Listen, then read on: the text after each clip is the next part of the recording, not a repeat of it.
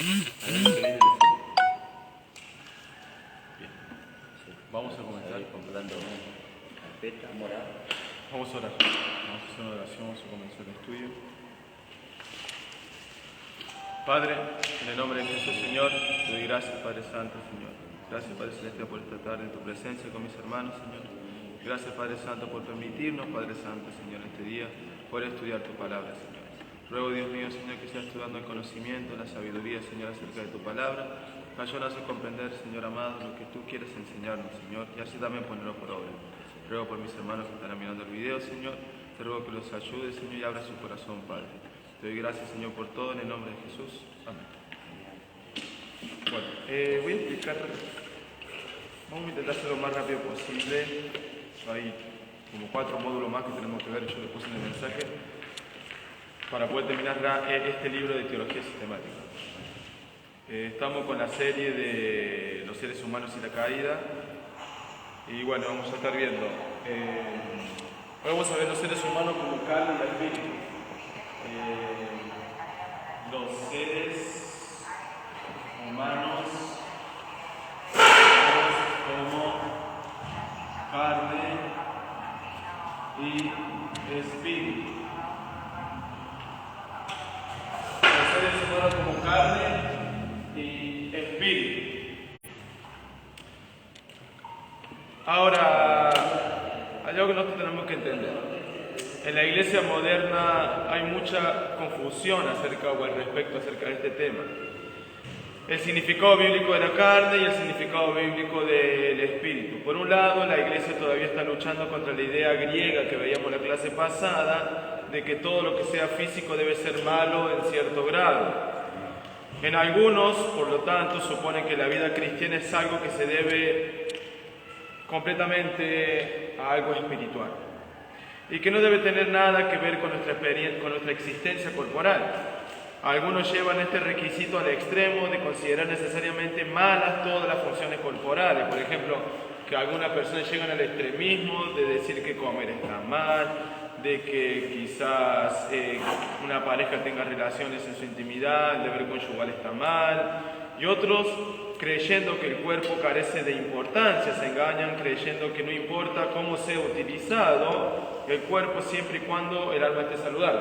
Unos llevan al extremo de que el cuerpo, hacer algo ya con el cuerpo es malo, y otros llevan al extremo de que con el cuerpo puede hacer lo que quiera mientras que el alma esté limpia. Son dos extremismos. Ambas perspectivas reflejan una grave distorsión de la enseñanza bíblica sobre el cuerpo y sobre el espíritu, según la cual ambos son importantes y deben ser alimentados y cuidados. Surge un segundo problema cuando se hace una diferencia demasiado marcada entre los cristianos carnales y los cristianos espirituales. Vamos a ver. Los cristianos carnales, ¿cuántas veces escuchamos esto nosotros? Los cristianos carnales y los espirituales.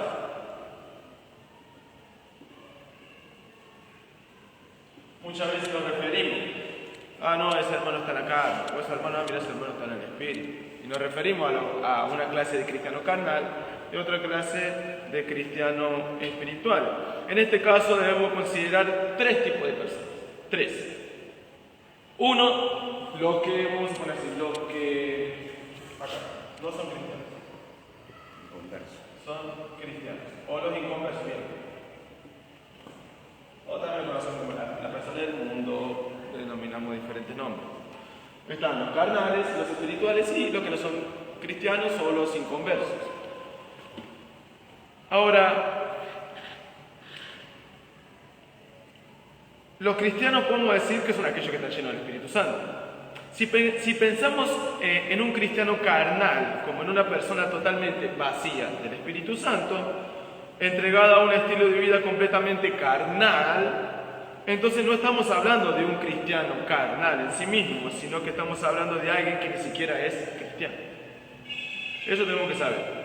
Una persona puede profesarse cristiano. Yo puedo llamarme cristiano, puedo venir a la iglesia, tener un traje y decir que soy cristiano. Pero seguir siendo completamente carnal. Ahora, si hago esto, estoy haciendo de mi cristianismo una mentira. Un cristiano completamente carnal es una contradicción, porque si hay un cristiano que es completamente carnal, ese cristiano no es cristiano. Se está autoengañando, se cree cristiano, pero no es cristiano. No existen en cierta manera cristianos completamente carnales. Ahora, todos los cristianos han sido llenos del Espíritu, dentro, como dice la palabra, en su plenitud. Ahora hay algunos que están llenos a mayor grado, otros a menor grado, dependiendo cómo nosotros entregamos nuestra vida al Señor, dependiendo cuánto de nosotros entregamos al Espíritu. Pero ahora el Espíritu que habita dentro de nosotros nos hace que nosotros seamos cristianos. La diferencia entre un cristiano y un no cristiano es el Espíritu Santo. Cuando viene el Espíritu Santo sobre la vida de una persona, esa persona automáticamente es recibida y es sellada por el Espíritu Santo y nace a una nueva vida. Pero la persona que no tiene el Espíritu Santo es una persona que no es cristiana. Por más que venga a la iglesia, por más que vista un traje, esa persona no es cristiana. Ahora, el apóstol Pablo habla sobre esta lucha. Hay una lucha, o podemos decir también un conflicto, en que el creyente experimenta entre la carne y el espíritu. Al hacerlo, Pablo no está enseñando de un dualismo, como enseñamos el otro día, o una falta de armonía entre el cuerpo y el alma. El conflicto descrito por Pablo no puede ser reducido a una lucha entre deseos o apetitos físicos o las virtudes espirituales. El conflicto que hay entre el cuerpo y el alma es mucho más profundo que eso. Hay una palabra griega, y esto anótelo en su carpeta, la palabra carne. Vamos a anotarlo acá. La palabra carne viene de una palabra griega que es sarg. Luego hay otra palabra que nombra acá en la Biblia y que se utiliza muchas veces en el Nuevo Testamento como un sinónimo del cuerpo, y es soma.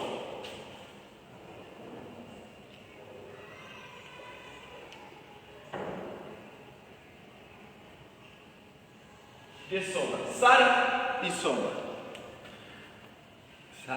Sarg es para carne y soma es para cuerpo. Sin embargo, cuando esta palabra es usada en claro o en contraste con el espíritu, la palabra espíritu también viene de una palabra griega que es neuma.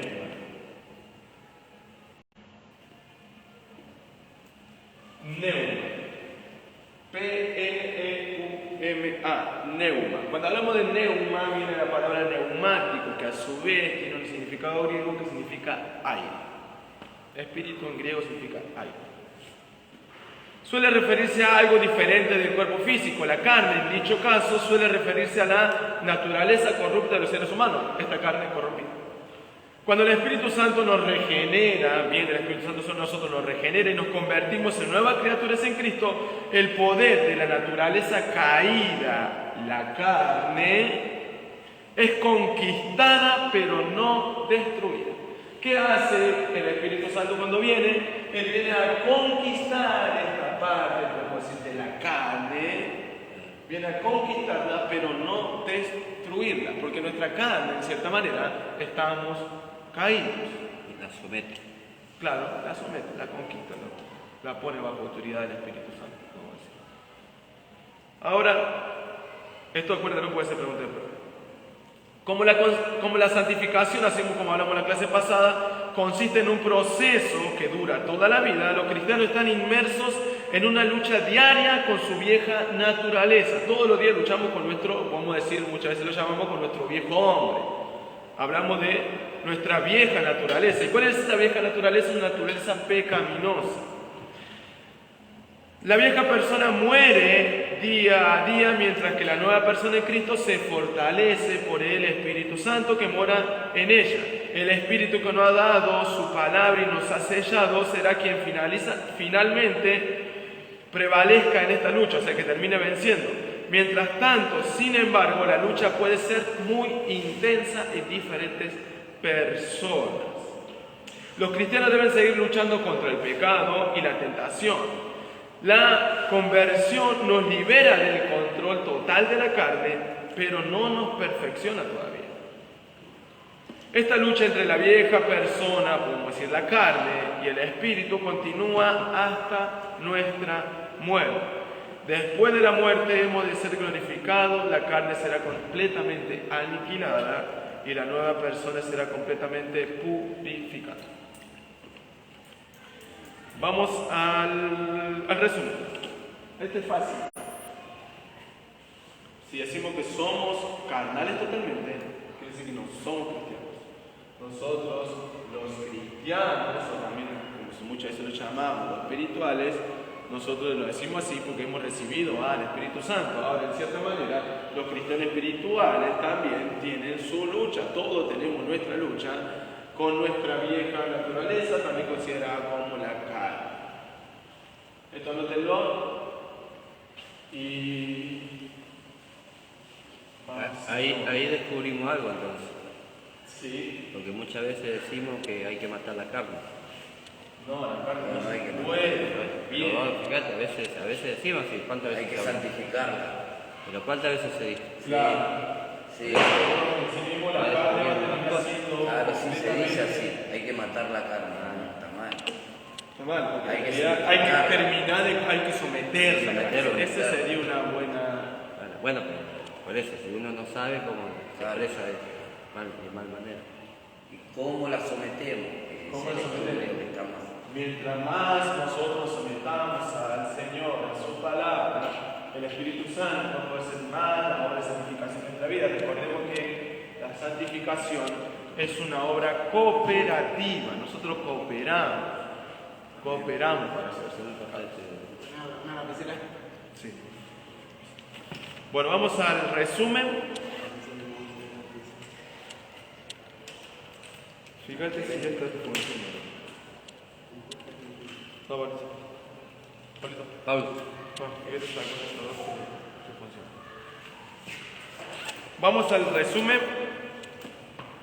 Vamos a poner, el Espíritu Santo habita en todos los cristianos. Si no tenemos el Espíritu, no somos cristianos. El apóstol Pablo en un momento le escribe a los romanos y le dice, si es que el Espíritu de Dios habita en vosotros. El Espíritu Santo habita en todos los cristianos.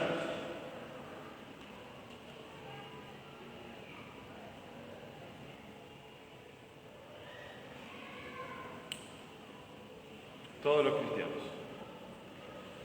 Punto número 2. Vamos a poner la lucha entre la carne y el espíritu. La lucha entre la carne y el espíritu.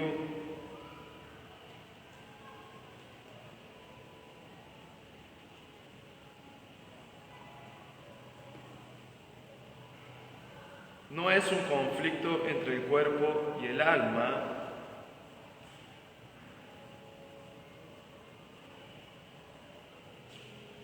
La lucha entre la carne y el espíritu no es un conflicto entre el cuerpo y el alma.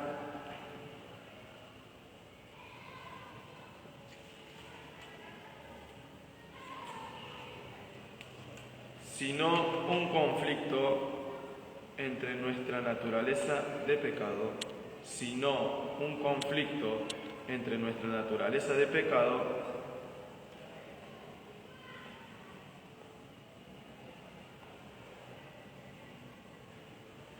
caída, puede ponerle al lado,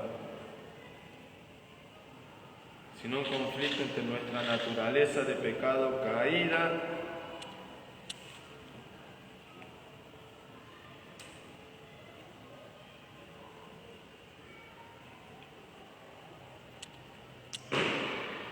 entre paréntesis ponemos la vieja persona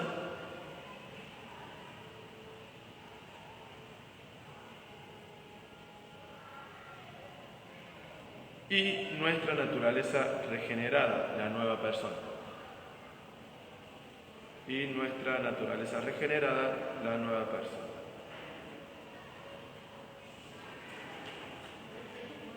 Caída. la vieja persona, entre paréntesis, y nuestra naturaleza regenerada, la nueva persona. Vamos a poner una cita bíblica, Mateo 26, 36 al 41, Mateo 26, 36 al 41, Juan 3, 6. Bien. Mateo. Mateo 26, 36 al 41 y Juan 3, 6. Ahora vamos a ir a un tema que va a ser interesante. Así que va a tener que abrir su Biblia. Vamos a buscar rápido los versículos bíblicos. Ahí lo tengo memorizado.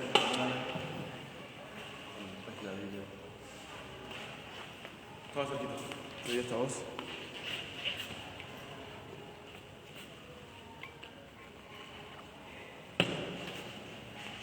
Vamos a estar hablando sobre Satanás.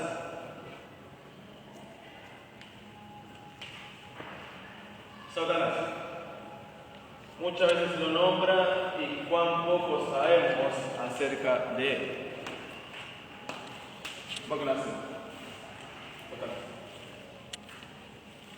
Ahora, muchas veces tenemos la figura de Satanás, suele ser concebida como un fugitivo de una fiesta de Halloween. Se lo retrata vistiendo un ridículo traje rojo muchas veces. Y muchas veces lo vemos en imágenes como que tiene espuelas, o tiene cuernos, o tiene una cola, o quizás lleva consigo un tridente. Muchas veces yo crecí de niño, por ejemplo, de Halloween, cuántas veces los chicos se visten como de Satanás, teniendo dos cuernos, un tridente y a su misma vez todo rojo. Ahora, ¿cuánto de esto es verdad? Porque ¿quién vio al diablo? Yo puedo especular muchas cosas, puedo tener muchas imágenes, pero muchas veces se lo suele atribuir una figura al diablo como alguien que tiene dos cuernos, un tridente y es todo rojo. Ahora, ¿cuántos de nosotros creemos en Dios? ¿Usted cree en Dios? Sí. Creemos en Dios. Ahora, ¿cuántos creen en el diablo? Sabemos que sí. Tenemos que creer en el diablo. Cuando decimos que creemos en Dios, creemos que existe. Claro que existe. Claro. Y si decimos que creemos en Dios, también creemos que existe Dios. Claro. Pero cuando decimos creemos en el diablo, también decimos que creemos que existe el diablo. Sí. Ahora, una vez un estudiante en un instituto bíblico, él dijo, ¿cómo puede ser una persona inteligente? ¿Cómo una persona inteligente puede creer en el diablo en estos días? El diablo pertenece a una superstición junto con los fantasmas, los duendes y todo la hadas y todo cuento que muchas veces se lo leyeron de niño. Entonces el maestro le responde y le dice, hay un origen muchísimo más fiable que creer en Satanás que para creer en los duendes. Es posible que no estén convencidos de la veracidad de la Biblia. Porque si nosotros decimos que creemos en la Biblia como la autoridad máxima de la Iglesia, aquella que no tiene error, que es infalible, que es inerrante, debemos creer que el diablo también es real. Así como creemos que Dios es real, como creemos que los ángeles existen y así como creemos que Cristo vino a este mundo. De la misma manera tenemos que creer que el diablo existe. Ahora, si creemos que Dios es un ser invisible y personal y que tiene la capacidad de influenciar a las personas hacia el bien, ¿por qué nos resulta tan difícil creer o imaginar que existe un ser también invisible y personal, o sea que posee una personalidad, que tiene la capacidad de influenciar a las personas hacia el mal? Pues si creemos que Dios nos puede influenciar hacia el bien, pero también tenemos que creer que hay alguien que nos puede influenciar hacia el mal. Es posible que nuestro problema con respecto a Satanás radique en el hecho de que estamos reaccionando a quizás muchas veces una caricatura o una imagen que se nos presentó de niño. En la Escritura, la palabra Satanás significa adversario.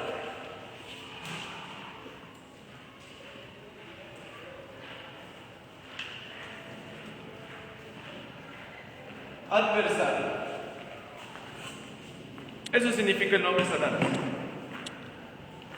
También lo sabemos conocer como el diablo. Ahora, ¿qué es el diablo? Es fue una criatura angelical, que antes de la creación de la raza humana, antes que nosotros fuéramos creados, se rebeló contra Dios. Se lo llama también el príncipe de las tinieblas, el padre de mentira, el acusador, la serpiente antigua, el dragón.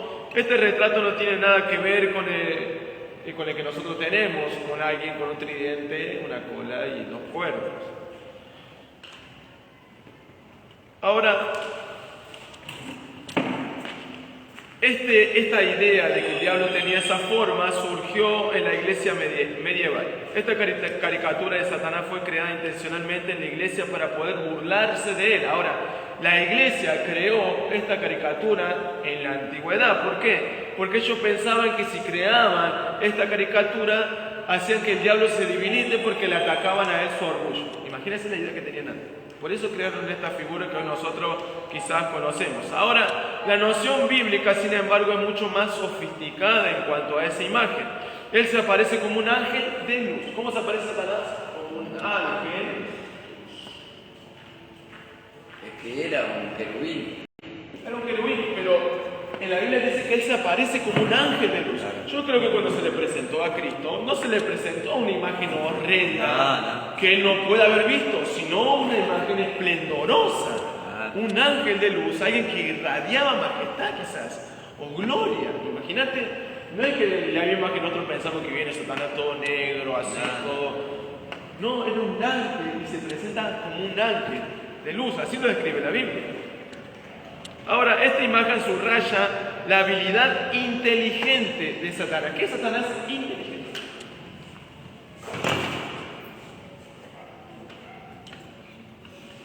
En la Biblia dice que los ángeles fueron creados mayor en potencia y en inteligencia. Y Satanás fue un ángel creado, por tanto, Satanás es mucho más inteligente que todos nosotros. Ahora,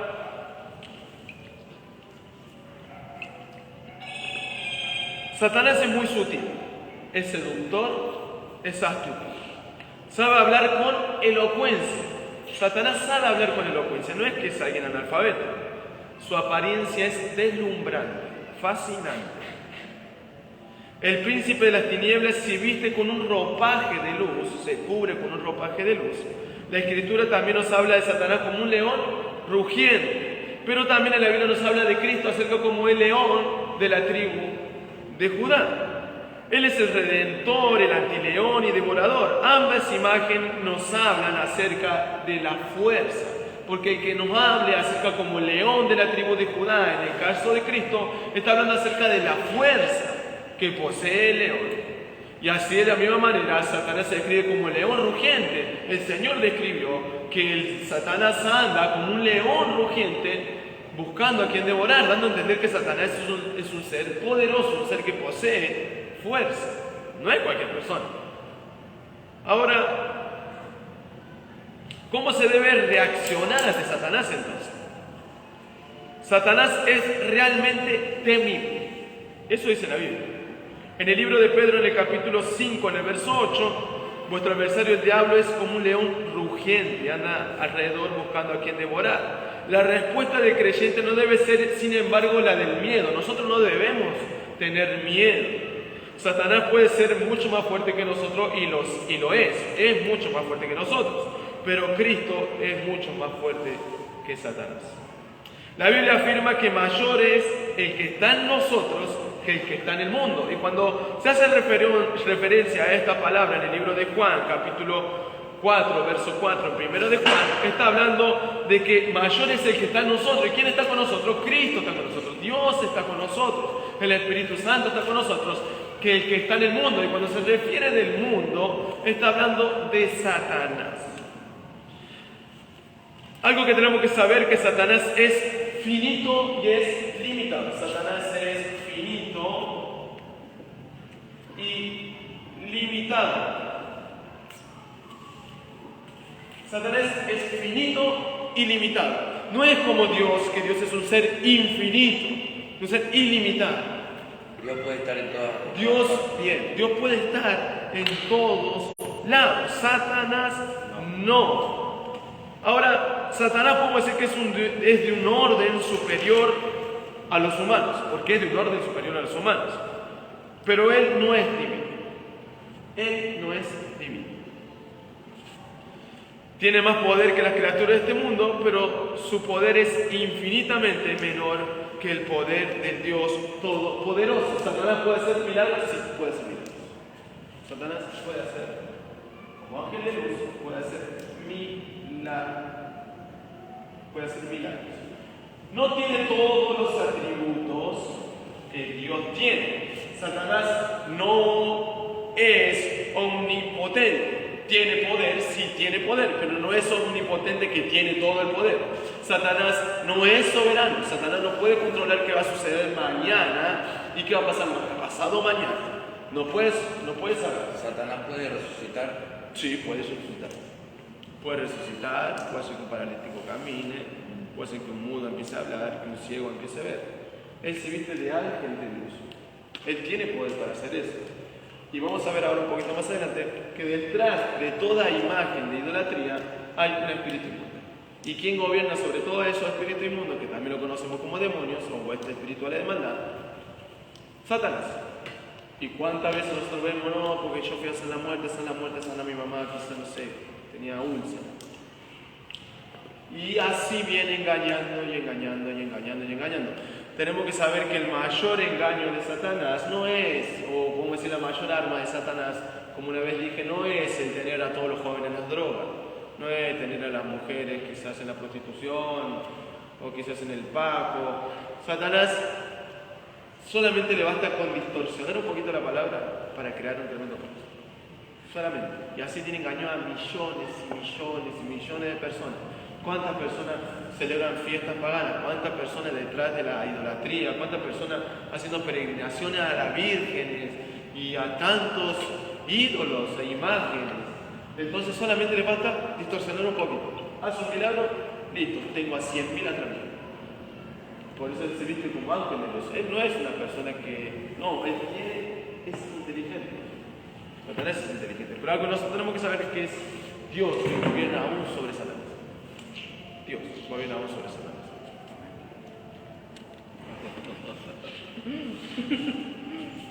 Yo puedo decir algo. Por ahí estoy equivocado. Mi forma de ver, para mí Satanás no puede hacer resucitar un muerto. Pero Ahí yo estoy equivocado. Pero en Apocalipsis dice que sí. Sí, la Biblia dice que sí, porque en la Biblia dice que el anticristo ha de ser resucitado. Ha de tomar posesión y el tercer día resucitado. Y es más, dice... ¿Cómo va a resucitar? Si va a resucitar medio vivo. Pero que resucita. En la Biblia dice que el Abadón... Él resucita, no es que resucita otro. No, resucita. Vos te morís y en la Biblia dice que hay un demonio que se llama Apolión o Abadón también. Pasa a tomar posesión de tu cuerpo y te levantas. Entonces los judíos que están esperando al Mesías creerán que ese es el Cristo, que al tercer día resucitó. Y ahí es el anticristo que se está levantando. Dice que tiene poder engañoso, aún para encender fuego del cielo, dice en el libro Apocalipsis. Es tremendo. Vamos a ver, yo seguía anotando un poco más, estuve estudiando un poco de esto. Hay algo que pasó. Hubo una rebelión. ¿Y dónde se encuentra eso? En Apocalipsis 12:9. Eso búscalo. Hubo una rebelión, pero voy a borrar esto.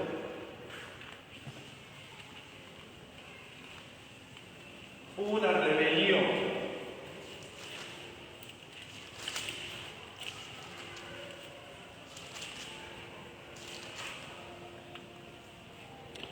¿Qué pasó? Hubo una rebelión.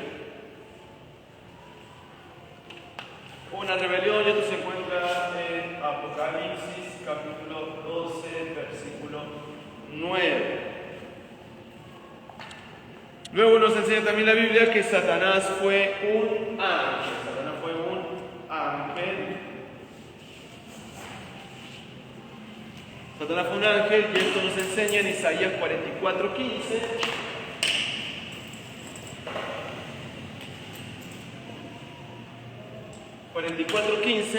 Esto anótelo, se le queda en su carpeta. Y también nos enseña esto en el libro de Ezequiel, capítulo 28, versículo 12. Ezequiel, capítulo 28, versículo 12 al versículo 15.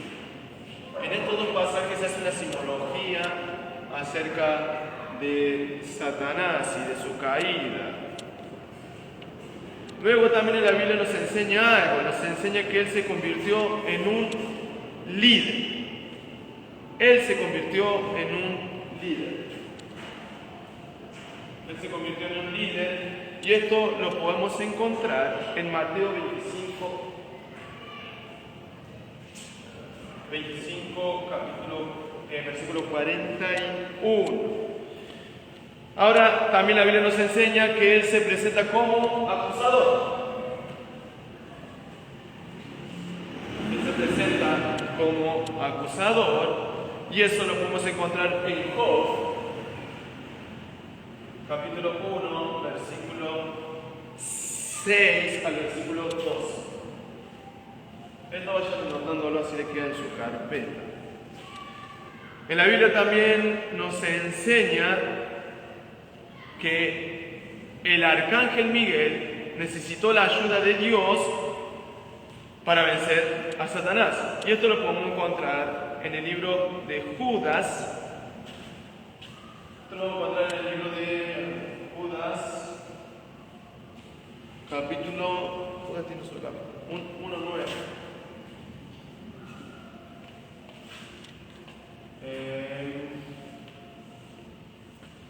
También podemos encontrar que Satanás se revela y propaga el mal y causa daño directo sobre la tierra, y podemos ver esa acción en Génesis capítulo 3. Satanás se reveló y podemos ver en Génesis 3 cómo causó daño. Génesis 3, él causó daño en la tierra.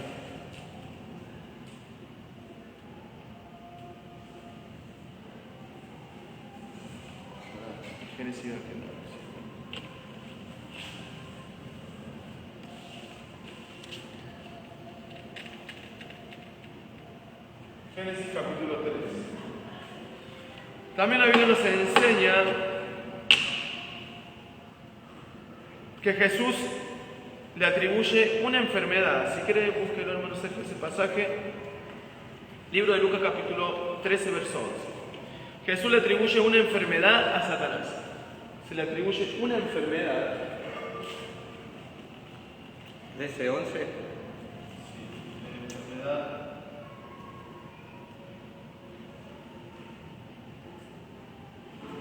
Se le atribuye una enfermedad a Satanás. Y eso está en Lucas capítulo 13, verso 11. Leer el verso 16. Lucas 11, después le hasta el 16. 13:11 al 16. Jesús le atribuye a Satanás. Y en la Biblia también dice que lo mantuvo atado a una enfermedad. ¿Qué dice? ¿Leo? 13:11. Y había allí una mujer que desde hacía 18 años tenía espíritu de enfermedad y andaba encorvada y en ninguna manera se podía enderezar. Cuando Jesús la vio, la llamó y le dijo: mujer, eres libre de tu enfermedad. Y puso las manos sobre ella, y ella se enderezó luego y glorificaba a Dios. Pero el principal de la sinagoga, enojado de que Jesús hubiese sanado en el día de reposo, dijo a la gente: 6 días hay en que se debe trabajar. En esto pues venid y sed sanados, y no en día de reposo. Entonces el Señor le respondió y dijo: hipócrita, cada uno de vosotros no desata en el día de reposo su buey o su asno del pesebre y lo lleva a beber. Y a esta hija de Abraham, que Satanás había atado 18 años, ¿no se le debía desatar de esta ligadura en el día de reposo? Al decir él estas cosas, se avergonzaban todos sus adversarios, pero todo el pueblo se regocijaba por todas las cosas gloriosas hechas por él. Podemos ver que lo tenía atada por muchos años. Satanás lo tenía atada en una enfermedad a esta mujer. Entonces podemos atribuirle también que detrás de toda una enfermedad hay un espíritu inmundo, hay una influencia demoníaca. En la Biblia nos enseña que también Él coloca falsos creyentes y Él engaña. Búsquelo después si quieren en el libro de Juan, 1 de Juan capítulo 5, verso 19. Pero hay algo que nosotros debemos saber, que sobre todas estas cosas que le atribuyen a Satanás, conforme dice Juan capítulo 8, verso 44, nos enseña la palabra que Jesús nos libró, Jesucristo nos libró del yugo de Satanás. Cristo nos libró del yugo de Satanás. Él nos libró. Jesucristo. Anótenos en su carpeta y vamos a ver el resumen de todo esto. Acá la dice.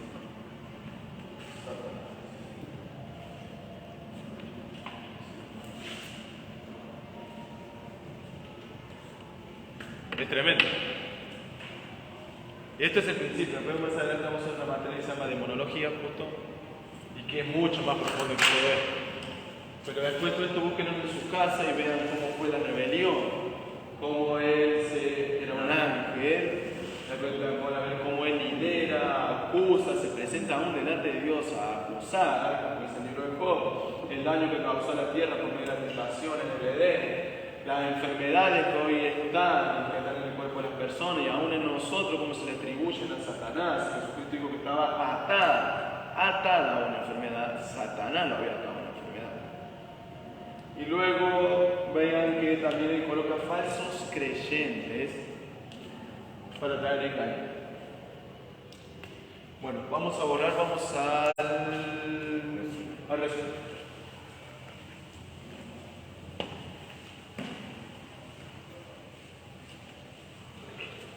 Es tremendo, después le dan en su casa, hay para ver un montón de cosas más acerca de Satanás, no es que no dan muchas cosas, pero hay para ver muchas más. Ahora vamos a ver los demonios. Hablemos de Satanás de los demonios. David, ¿Qué? ¿preguntas hoja y una lapicera? ¿Cómo? Hoja y una lapicera. ¿Una hoja de lapicera? Sí.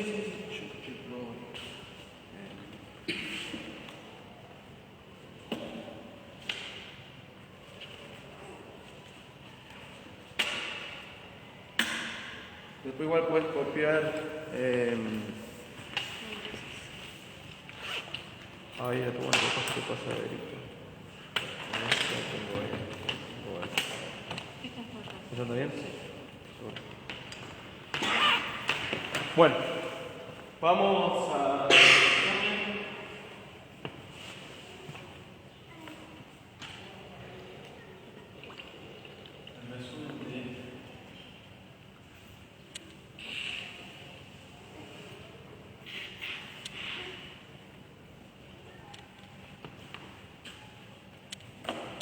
Vamos a poner 1.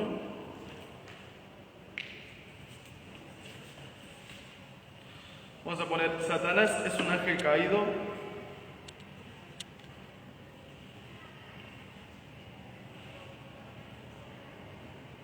con poder. Satanás es un ángel caído con poder.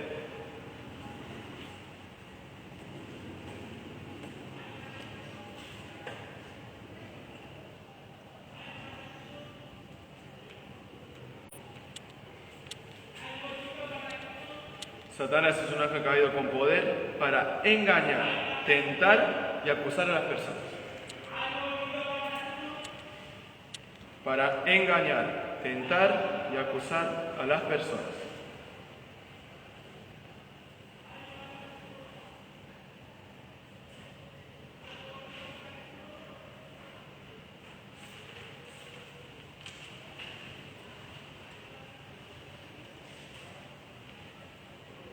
Dos, Satanás es una criatura finita, sin los poderes y atributos divinos. Satanás es una criatura finita, sin los poderes y atributos divinos.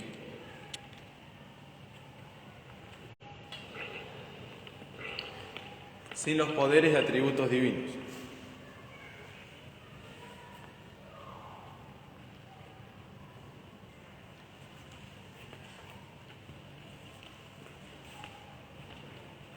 Dios bendiga a mi hermano de Jujuy que están viendo también.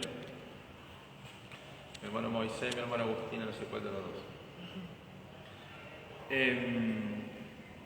Vamos a... No, las citas bíblicas ya están, ya las pusimos ahí. Vamos a ver rápido otro tema que también es un poco extenso, es los demonios.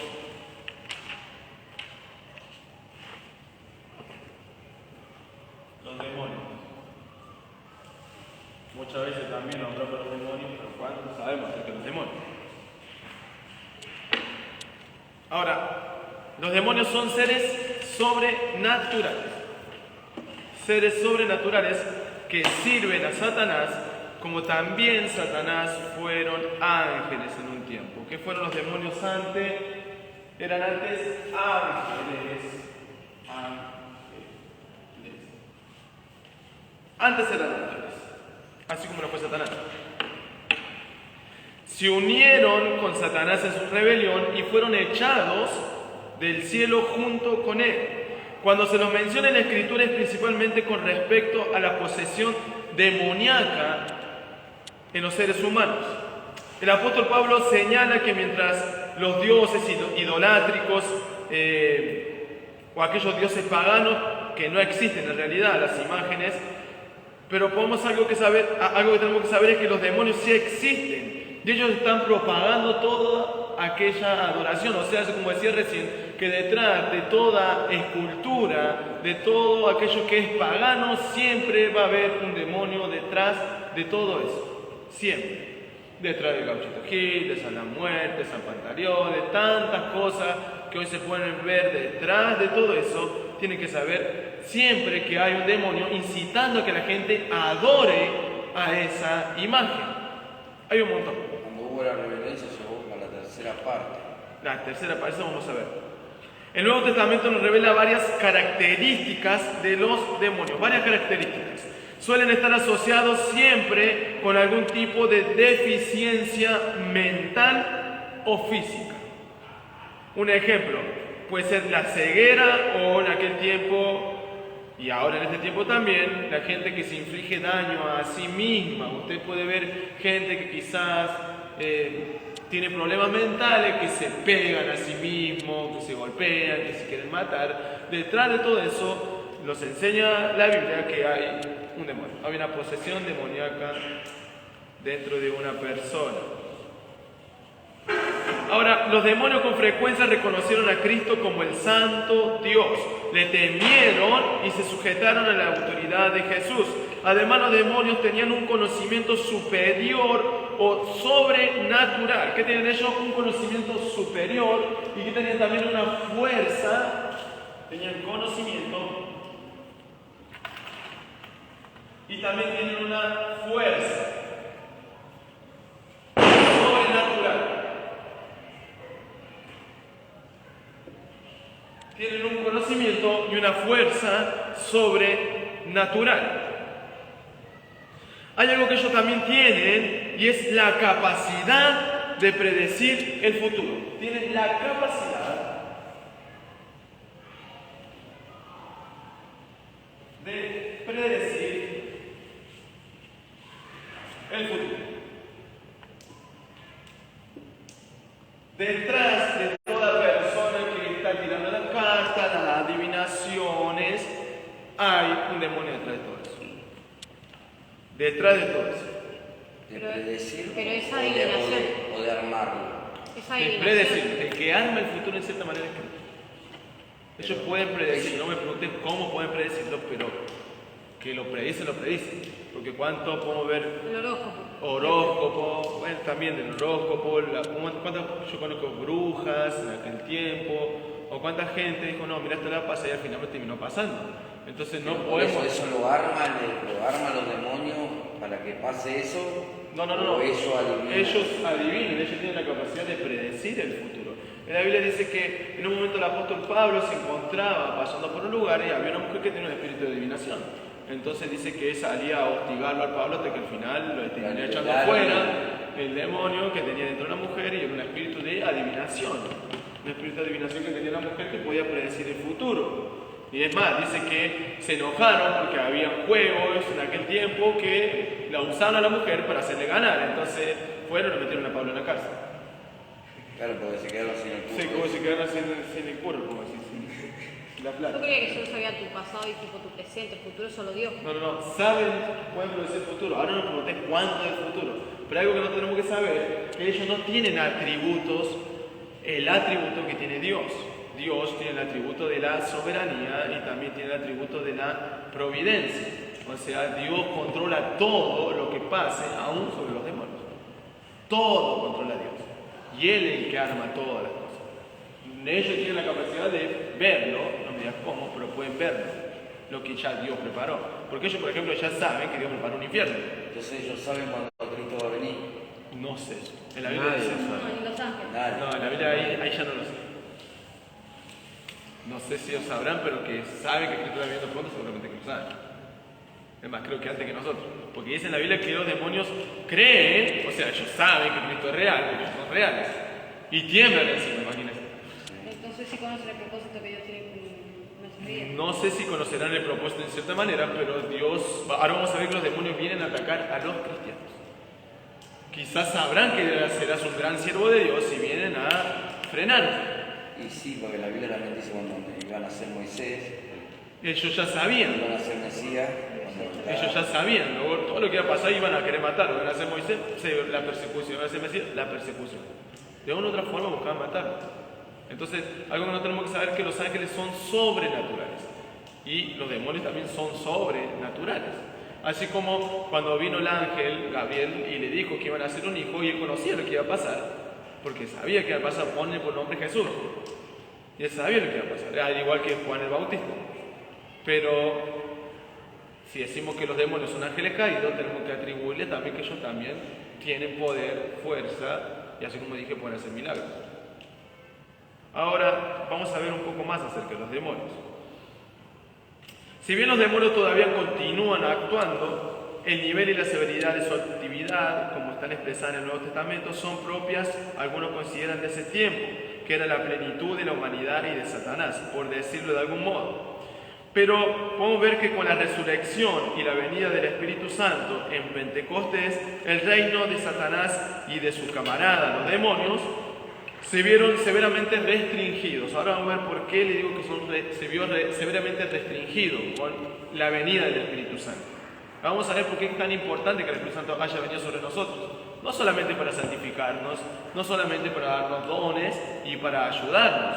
Vamos a ver que tiene un poco más de importancia la venida del Espíritu Santo a nuestra vida. Y es en base a Satanás. Sin embargo, tanto Pablo como Juan le advierten a los creyentes que en los postreros tiempos las actividades de Satanás y sus demonios se deberían incrementar. Si tomamos lo que nos dice la Biblia en serio, debemos tomar en serio también lo que nos dicen acerca del mundo de los demonios y de Satanás. No puede haber una teología bíblica sin su correspondiente conocimiento sobre los demonios y Satanás. Ahora, aunque los demonios son reales y son poderosos, no hay ningún motivo para creer que pudieran llegar a poseer un cristiano. Los demonios no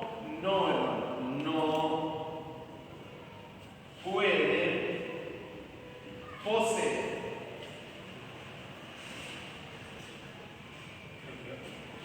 Era con dos cosas. Sí, era con dos. Está poniendo poseer. No pueden poseer un cristiano. No lo pueden poseer. Y esto se tiene que quedar claro, por favor. no pueden poseer. No pueden poseer un cristiano. Jamás en la vida pueden poseer a un cristiano. Y cuando hablamos acerca de un cristiano, Un convertido. un cristiano, ¿quién es? Aquel que ha recibido, ¿qué dijimos? El Espíritu Santo. El Espíritu Santo. En una misma casa no puede estar Satanás y estar el Espíritu Santo. Entonces Jesús cuando le dice a Pedro, aléjate de mí, Satanás. Satanás buscó influenciar a Pedro. Ahora, Pedro no tenía el Espíritu Santo todavía ahí. Claro, porque andaba con la espada. Pedro ya andaba queriendo cortar orejas. Pedro no tenía el Espíritu Santo. El Espíritu Santo vino luego que Cristo ascendió. Vino, en Hechos capítulo 2, el Espíritu Santo. No puede poseerlo, por favor, no puede poseer un cristiano. Ahora, si hay una persona dentro de la iglesia que supuestamente era cristiana y es poseída por un demonio, esa persona nunca fue cristiana. Nunca tuvo al Espíritu Santo. Quizá estaba convencida de que era cristiana, no estaba convertida en una persona cristiana. El convertimiento al convencimiento la trae el Espíritu Santo. Ahora hay algo que sí tenemos que saber, que los demonios sí pueden hacerle a los cristianos. Y es influenciarnos. Pueden traer influencia sobre el cristiano. ¿Cuántas veces nosotros estamos, y quizás estamos, no sé, hubo una discusión en casa y hay algo que me está diciendo que yo reaccione mal? Está la Jessica. Claro, hay algo que me está diciendo que reaccione mal. Eso es una influencia de Satanás. ¿Y por qué está influenciando? Porque dentro de mi corazón todavía hay concupiscencia hacia eso. Ahora, cuando viene la tentación hacia la vida del cristiano, viene una influencia de Satanás ¿a qué? A la concupiscencia que hay dentro de nosotros. No es que estamos nosotros siendo poseídos por un demonio y luego posteriormente cometimos un pecado. No, nosotros tenemos el Espíritu Santo. No puede haber en una casa el Espíritu Santo y también están los demonios. No se puede. Cuando viene la influencia para pecar, viene la tentación, viene Satanás a influenciarnos. Los demonios vienen a influenciarnos por cosas que hay en nuestro corazón. Si en tu corazón hay vicio, o en un tiempo hubieron vicio y todavía están ahí, Satanás va a mandar a demonios que te influencien en base a sus vicios. Y quizás en base al carácter, en base a, no sé, a las discusiones, a tantas otras cosas, va a atraer influencia. Ahora, pero ahí también dice que el espíritu sale del hombre y se va y rondea hasta que se acuerda de la casa y viene cuando la casa está adornada y vacía, y viene con siete peores más. Claro, bueno, ahí cuando se aparta.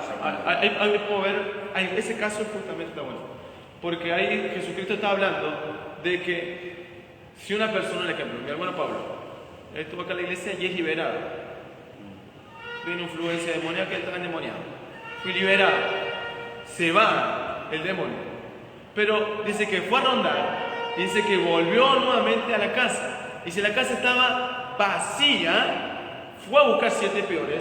No estaba el Espíritu Santo, nunca estaba vacía. Trajo siete más, y el peor de esa persona es el peor que el primero, el postrer estado de la persona. Es el peor que el primero. Ahora, nosotros tenemos una mala interpretación al pensar que si un cristiano, que en realidad no fue cristiano, se aparta, el postrer estado de esa persona viene a ser peor que el primero. Ahora, si esa persona se apartó y nunca volvió a Cristo, significa que nunca fue cristiano, que nunca tuvo el Espíritu Santo. Por algo no tenemos que saber que el Espíritu Santo siempre te va a traer, siempre. Hasta aún el día del hecho de tu muerte te va a traer. Lo que va a pasar con esa persona que es cristiana verdaderamente y se apartó, quizás, no sé, se apartó, está lejos de Dios y quizás está cometiendo pecados. Hay algo que va a suceder con esa persona, y no solamente que va a traer la tristeza y contristar al Espíritu Santo dentro de él, sino que la influencia de Satanás va a ser muchísimo más fuerte que una persona que está buscando en santidad al Señor. Cristo, cuando dijo que debemos velar y orar para no entrar en tentación, hay algo que no tenemos que saber, es que si nosotros estamos flojos de oración, no estamos velando, la tentación va a venir porque estamos débiles. Va a venir, las influencias van a ser más fuertes. Pero si somos cristianos que estamos buscando en santidad, van a venir las tentaciones, pero vamos a aprender a soportarlas. Vamos a aprender a soportarlas.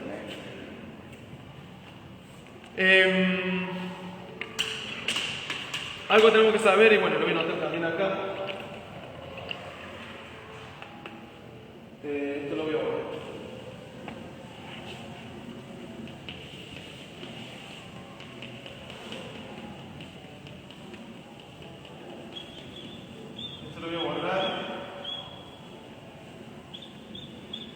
Voy a escribir algo más. Hay demonios que están guardados por su pecado en prisiones de oscuridad. Están presos. Presos, vamos a poner presos. En prisiones de oscuridad. Están presos en prisiones de oscuridad. O prisiones también, como dice acá Judas 1.6.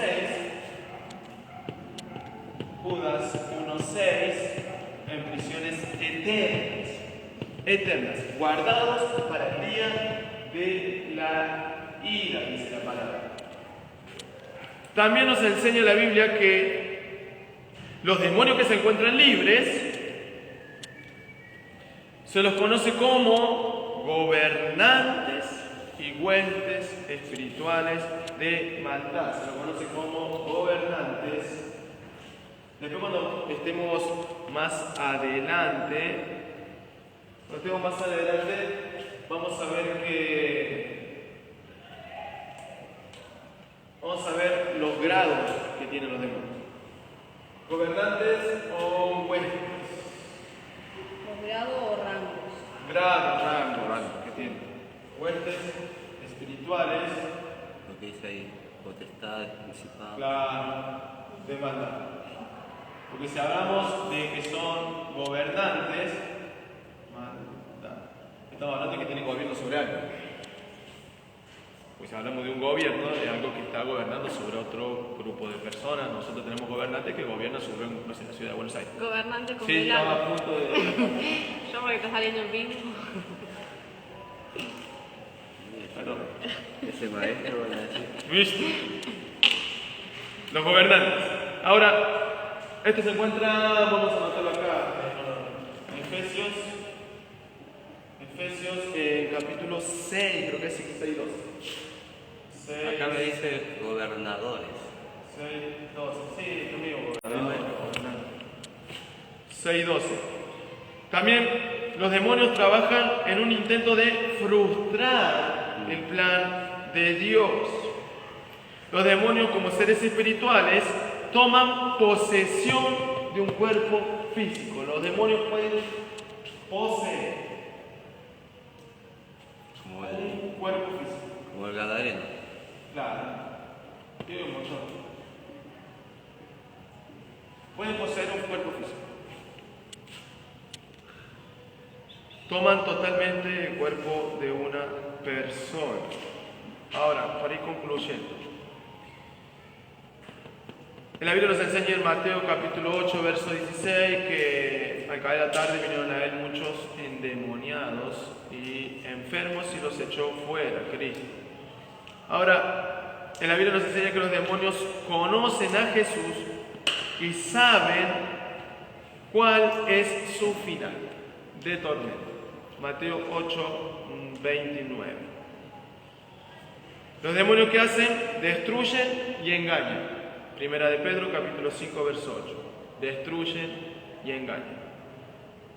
Son espíritus inmundos, también lo conocen como espíritu de mentira. Los demonios atacan a los cristianos. Atacan.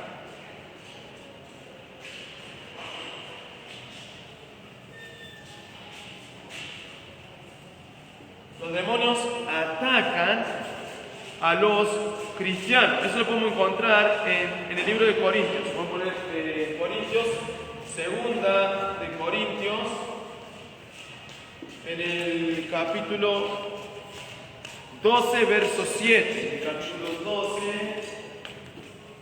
en el verso 7. Y también lo podemos encontrar en el libro de Pedro, primera de Pedro 5, 8.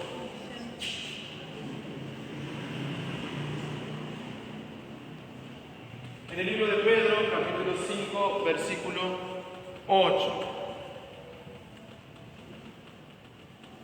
Y algo que tenemos que saber es que Jesucristo ya los venció. Jesucristo ya los venció. Y esto lo podemos encontrar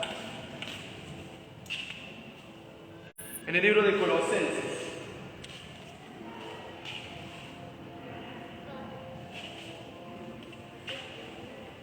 Colosenses, en el capítulo 2, verso 15. El libro de Colosenses, en el capítulo 2, en el versículo 15.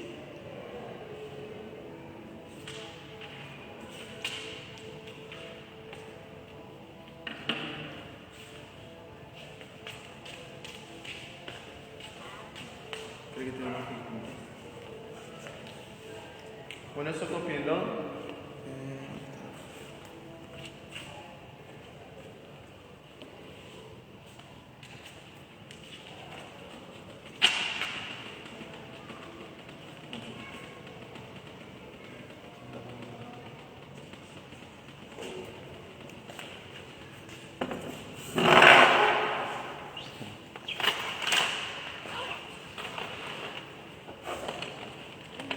Bueno, vamos a poner rápido el resumen de eso.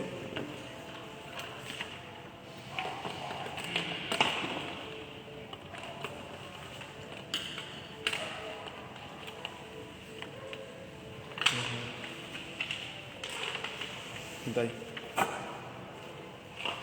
Cristo los venció. Esto es más o menos para que usted tenga una idea.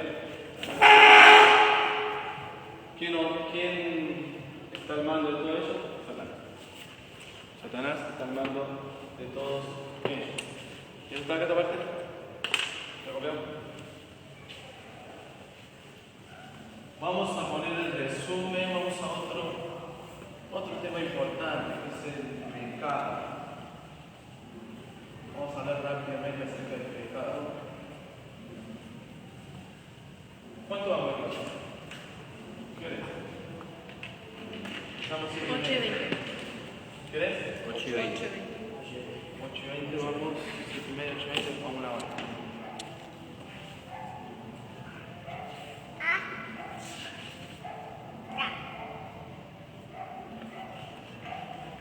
Vamos a poner el resumen 1.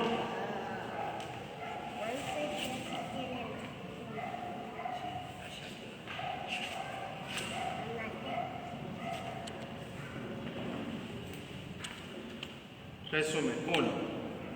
Satanás. Resumen 1. Los cristianos no pueden ser poseídos por los demonios. Los cristianos no pueden ser poseídos por los demonios. Recuerden por favor esa respuesta. Los cristianos no pueden ser poseídos por los demonios. Otra. No, esta es la última, porque ya pusimos varias. Vamos a hablar por último, acerca del pecado. Porque ¿cuánto conocemos acerca del pecado? ¿Quién sabe qué es el pecado en ese momento? ¿Qué es el pecado? Desobedecer a Dios. ¿Pero qué es? A Dios. Pero ahora, ¿cómo nosotros sabemos qué es el pecado? Porque Por la ley de Dios, que es lo que va en esta cosa. bien, nosotros sabemos que es pecado por la ley de Dios, porque si no hubiera ley, ¿cómo nosotros sabemos que robar está mal? Si nadie nos dijo que robar está mal. ¿Cómo nosotros sabríamos que quizás matar a una persona es pecado? Si nadie nos dijo que matar a una persona es pecado. Vamos a poner justamente esto, vamos a poner el pecado. El pecado.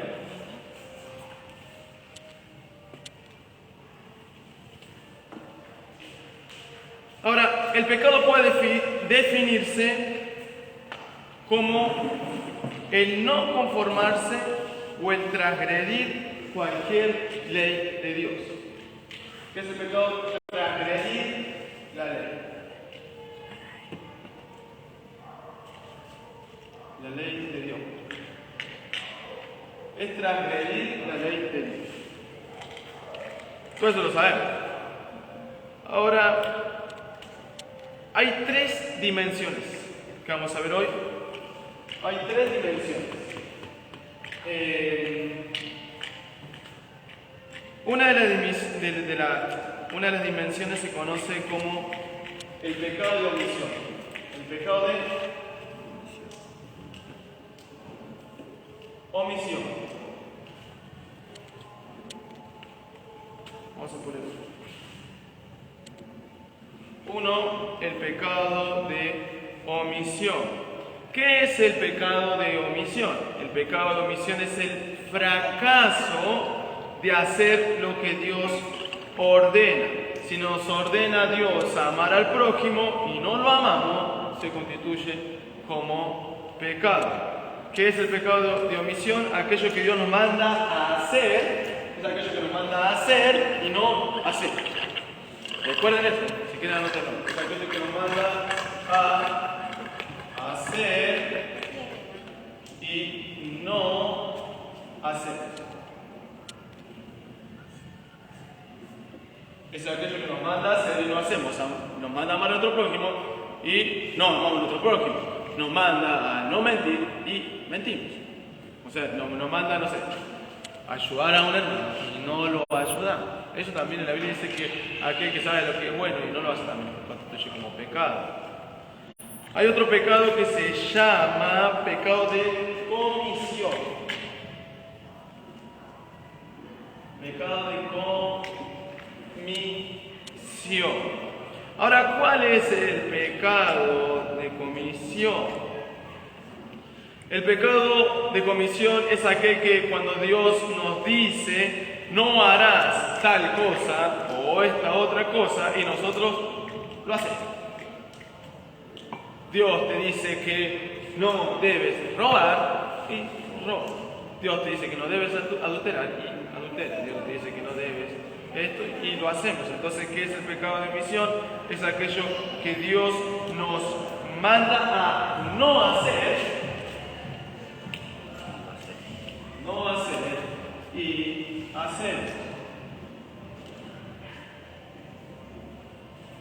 Es aquello que nos manda a no hacer y hacemos. O sea, el de omisión es cuando Dios nos manda a hacer algo y no lo hacemos. Y el de omisión es aquel que nos manda a no hacer y lo hacemos. Ahora hay otro pecado que tampoco podemos decir y se refiere al pecado de acción. El pecado de acción. Ahora, ¿cuál es ese pecado de acción? Es aquel cuando nosotros decidimos desobedecer la ley. Decidimos, vamos a decir que elegimos conscientemente. Claro, elegimos conscientemente desobedecer. Es aquel cuando Dios nos dice que no hagamos esto otro y lo estamos haciendo. El pecado de acción es aquel que decidimos desobedecer. Si sabemos nosotros que hacer esto está mal, que hacer esto está mal y lo hacemos, nosotros ahí estamos desobedeciendo, estamos accionando ese pecado por nuestra propia concupiscencia, como decía, por nuestro propio corazón pecaminoso. Nosotros decidimos quebrantar la ley de Dios. Imagínense. Entonces, el de omisión, ¿cuál es? Es aquel que nos manda a hacer y no lo hacemos. La comisión que nos manda no hacer y hacemos. Y el de acción es aquel que nosotros elegimos hacer, vamos a decir, elegimos desobedecer. Son tres características, tres denominaciones acerca del pecado. Ahora, algo que nos enseña el protestantismo, vamos a decir, o los protestantes, que rechaza la diferencia clásica establecida entre la teología católica. ¿Qué nos diferencia a nosotros de la teología católica? Es que los católicos, ellos tienen dos pecados que se los considera como veniales y mortales. Ellos consideran los pecados veniales y los pecados mortales dentro de la teología de la Iglesia católica, ¿no? Ahora nosotros, ¿por qué rechazamos la teología de la Iglesia católica en cuanto a los pecados veniales y los pecados mortales, o también conocidos como los pecados de muerte. La teología católica clásica define un pecado mortal como un pecado que mata. ¿Un pecado mortal cuál es? Es un pecado que mata. ¿Qué mata? Ahora, ¿qué es lo que mata según la Iglesia Católica?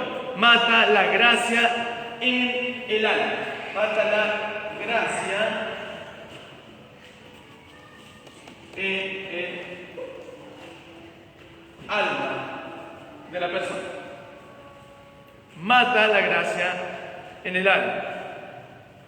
Y para poder renovar la justificación, tiene que ser mediante, ellos se lo llaman sacramento de penitencia. Mediante el sacramento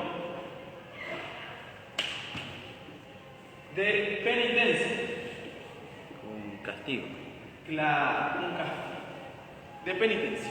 Vieron algunos que cuando hay pecados mortales, ellos le consideran pecados mortales que matan. O sea, para nuevamente poder reivindicar la gracia que se ha perdido supuestamente en este pecado, tiene que haber un sacramento que ellos se consideran como sacramento de la penitencia. No sé, alguna vez ustedes vieron que, no sé, tenés que hacer tantos Ave María, Padre Nuestro para que Dios te cosa. Y algunos que yo veo que se golpean con los látigos, son penitencias, son castigos por ese pecado. Ahora, acá la palabra del Señor nos enseña algo. Juan Calvino declaró que todo pecado contra Dios es un pecado mortal. Todo pecado contra Dios es un pecado mortal. A diferencia de ellos, la Iglesia Católica considera que los pecados veniales son los pecados en menor gravedad. Son los pecados en menor gravedad. Los pecados veniales son aquellos que son en menor gravedad, y supuestamente los mortales son aquellos que matan la gracia, la justificación, y para poder ser nuevamente reivindicados, tiene que haber un sacramento por medio de una penitencia.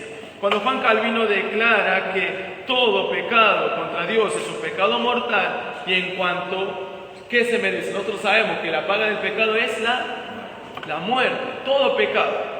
La paga del pecado es la muerte. Pero ningún pecado es mortal en el sentido que destruye la justificación por medio de la fe. ¿Qué quiere decir? Que nosotros podemos pecar y pecamos.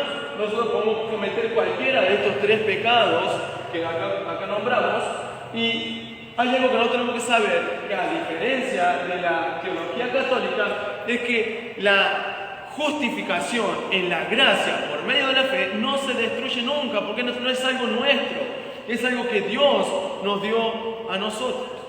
No se puede romper la justificación por medio de la gracia. No podemos sacrificarnos como hacen ellos. Tampoco podemos hacer Ellos eso, se- ¿no? Y algo que nosotros tenemos que saber es que todo pecado es igual. No hay grado en cierta manera de pecado, como muchas veces dicen, no, es una mentirita piadosa. Mentira es pecado. Que vos querés llamarle mentira piadosa, es el problema nuestro para querer bajarnos, pero todo pecado es pecado. Y todo pecado trae la muerte. Ahora Dios habla acerca de grado de pecado en cierta manera, pero no es en grado de pecado, sino en grado de castigos. En la Biblia considera que algunos pecados son más atroces que otros. Por ejemplo, en la Biblia dice que hay grado de maldad del mismo modo que habrá grado de castigo en el tribunal de Cristo. En el libro de Mateo capítulo 11, versículo 20, hay una referencia a Jesucristo que reprendió a los fariseos por haber omitido cumplir cuestiones más importantes acerca de la ley. Y él dice que a la ciudad de Betsaida, de Corazín, diciéndole que su pecado era peor que el pecado de Sodoma y Gomorra. La Biblia también nos advierte sobre la culpa incurrida al pecar múltiples veces. Aunque Santiago nos enseña que pecar contra una parte de la ley es pecar contra toda la ley, Santiago 2:10, cada transgresión particular añade cada día más culpa. Pablo nos habla acerca de no atesorar ira para el día de la ira. Cada vez que cometemos un pecado estamos agrandando nuestra culpa y nuestra exposición a la ira de Dios. Cada vez que nosotros pecamos y no hay un arrepentimiento delante del Señor, y si llegamos algún día a compadecer ante el tribunal de Cristo, hermanos, si no hay verdaderamente, en la Biblia nos enseña que nosotros estamos añadiendo culpa o ira para el día de la ira. Sin embargo, la gracia de Dios, mi hermano, es mayor que todos nosotros. Gloria sea al Señor por esa bendita gracia de Jesucristo. La Biblia toma el pecado muy en serio, porque tomar a Dios debemos tomarlo muy en serio. También toma muy en serio los seres humanos cuando pecamos nosotros contra Dios. Estamos violando ¿qué? La santidad del Señor. Cuando nosotros pecamos estamos violando la santidad de Dios. Ahora cuando nosotros pecamos contra nuestro prójimo, estamos violando en cierta manera lo que se conoce como la humanidad de mi hermano. Tenemos que saber esto. ¿Habrá grado de castigo? Sí, habrá grado de castigo, pero los pecados son pecados. Todos los pecados son pecados. ¿Habrá grado de castigo? Sí, Cristo dijo que habrá más castigo para los que pecaron en Bethsaida y Corazín que los que pecaron en Sodoma y Gomorra. Cada pecado que nosotros cometemos es una violación a la santidad de Dios. Vamos al resumen. ¿Esto lo copiaron? Sí.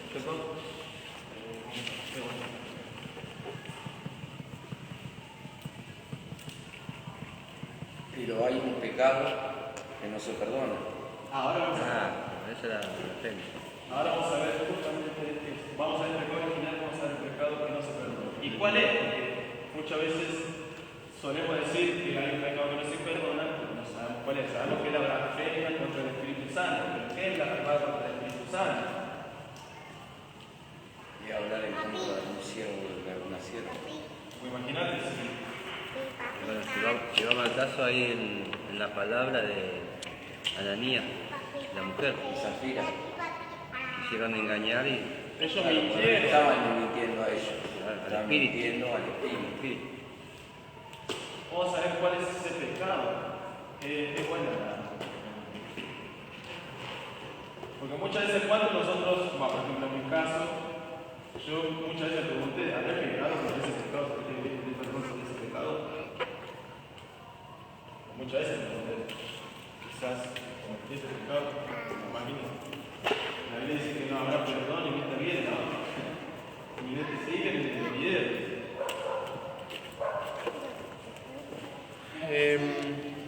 Vamos a poner rápido un resumen de esto.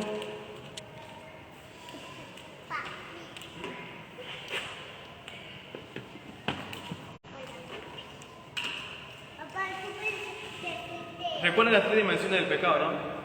El pecado de omisión, comisión y acción. La de omisión, ¿cuál era? La primera era cuando Dios nos manda a hacer algo y no hacemos. La de comisión es aquello cuando Dios nos manda a no hacer y lo hacemos. Y el pecado de acción es aquello cuando nosotros decidimos pecar.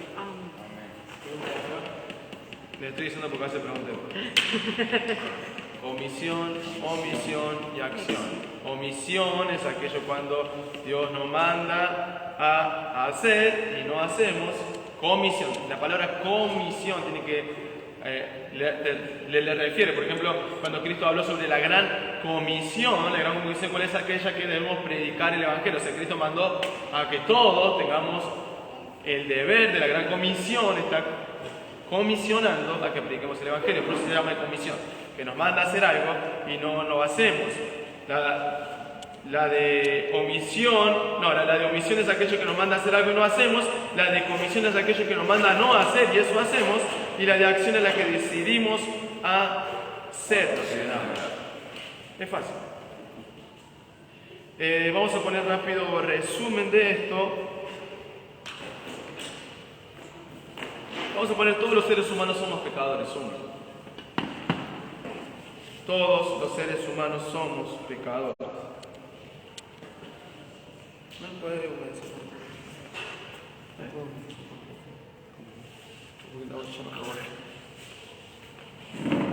Todos los seres humanos somos pecadores, uno.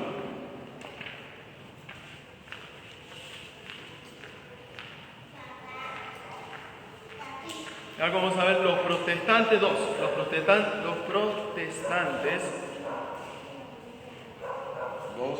Los protestantes rechazan la diferencia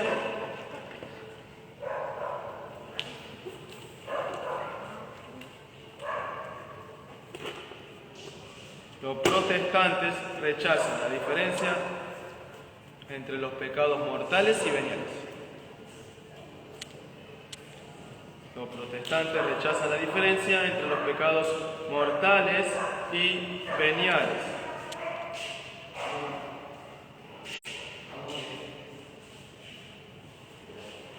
Vamos a poner unas citas bíblicas para que nos quede Mateo 11, 20 al 24.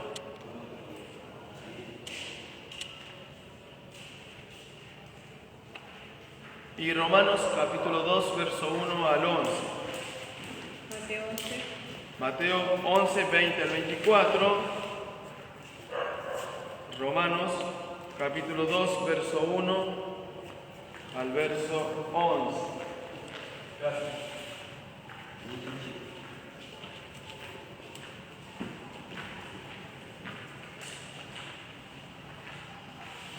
Vamos a ver rápido el pecado original y pasamos al pecado que no tiene perdón.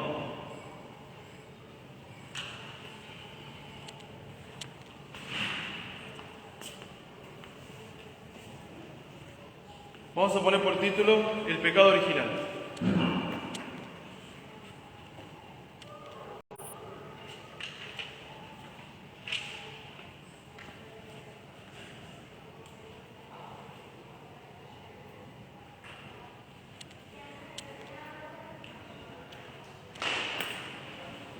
El pecado original.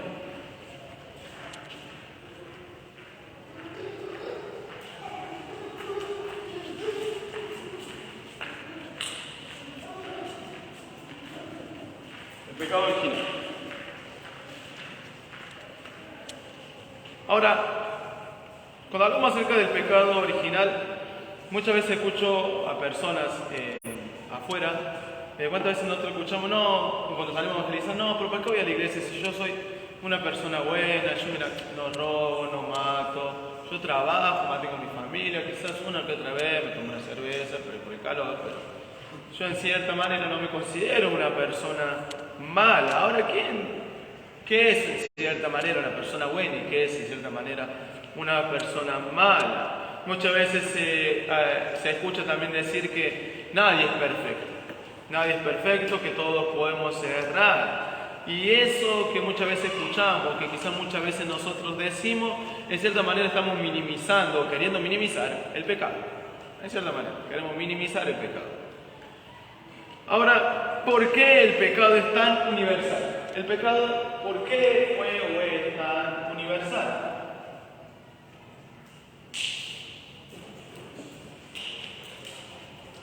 Universal viene de una palabra, para que sepan, universal viene de una palabra griega, de cierta manera, que se llama católica, o católico. Eso significa universal. Eso es lo que quiero decir. Universal. Ahora, suele decirse que todo el mundo peca, muchas veces escuchamos, y lo decimos. Debido a la influencia, algunas personas dicen que muchas personas pecan o muchas personas se encuentran en esa situación debido a la influencia de la sociedad. Quizás en los barrios más marginados solemos decir que hay más pecado porque quizás la sociedad en ese lugar es diferente quizás a un barrio de una mayor nivel social, a un barrio con nivel mayor social o con más plata. Ahora, ¿cuánto de esto es cierto? El problema es encuadrado muchas veces al entorno social y no dentro de nuestra propia naturaleza.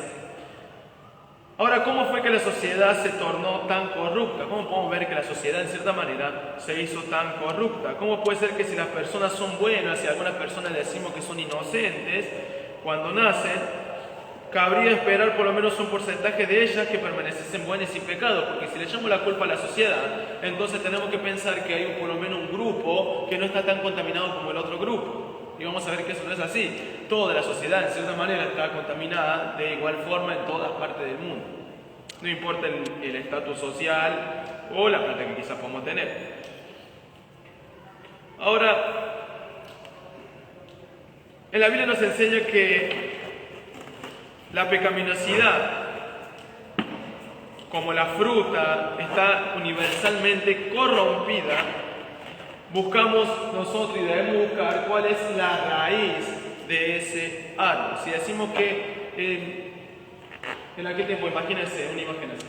Imagínense si nosotros decimos que Adán y Eva comieron la fruta del pecado y que posteriormente trajo a que todos nosotros estemos en pecado, por el pecado original, por el pecado universal. ¿Cuál fue la raíz de esa fruta o cuál fue la raíz, en cierta manera, de ese árbol? Jesús nos enseñó que un árbol bueno no puede producir fruta mala, una fruta que esté corrupta o corrompida. En la Biblia nos enseña con total claridad que nuestros padres originales, Adán y Eva, cayeron en pecado. Todo eso lo conocemos. Se rebelaron y cayeron en pecado. De ahí en más, todos los seres humanos han nacido con una naturaleza pecaminosa y corrupta. Como decía el salmista David, en pecado me ha concebido mi madre. Todos nacemos con una naturaleza pecaminosa y corrupta. La Biblia enseña con total claridad que nuestros padres originales, ellos se corrompieron. Ahora, si la Biblia nos enseñara esto explícitamente, de que de todos modos tendríamos que deducirlo racionalmente debido a la universalidad del pecado, la caída no es meramente una cuestión de deducción racional, no es que el hombre cayó racionalmente en cierta manera, no. Es un punto en la revelación divina. Se refiere a lo que nosotros conocemos como el pecado original. El pecado original se refiere principalmente al primer pecado. Cuando hablamos acerca del pecado original se refiere al primer pecado. ¿Y cuál fue ese pecado? Que Adán y Eva desobedecieron a lo que Dios dijo que no hagan. El primer pecado, el pecado original. Ahora, el pecado original se refiere también, mi hermano, no solamente a esa desobediencia, sino también se refiere al resultado. Al resultado de ese pecado original, la corrupción de la raza humana. El pecado original se refiere a la condición caída en la que estamos ya cuando nosotros nacemos. ¿Y cuál fue ese resultado? La corrupción de toda la raza humana. De la Escritura surge claramente que la caída tuvo un lugar y la caída fue devastadora. El pecado fue devastador, así como sucedió en aquel tiempo, así también sucede en este tiempo. El pecado es gravísimo, es gravísimo. Por el pecado entró la enfermedad. Así como una vez yo dije, no siempre en cierta manera el hombre fue malo. El pecado corrompió todo. Nosotros no éramos malos. Dios no nos creó para que seamos malos. Al contrario, Dios nos creó para que el cuerpo tenga deseos malos y para que nuestra alma también esté contaminada y sea mala, o nuestro espíritu.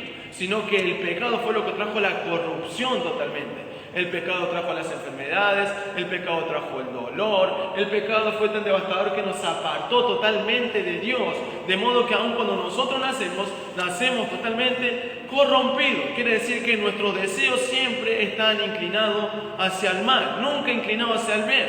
Imagínate que si yo a mi hija no la educo y la dejo encerrada en un cuarto 10 años, y después de 10 años la voy a buscar, ella va a estar totalmente rebelde y nadie le va a enseñar a rebelarse, sino el pecado que está dentro de ella la va a hacer que ella se incline a rebelarse.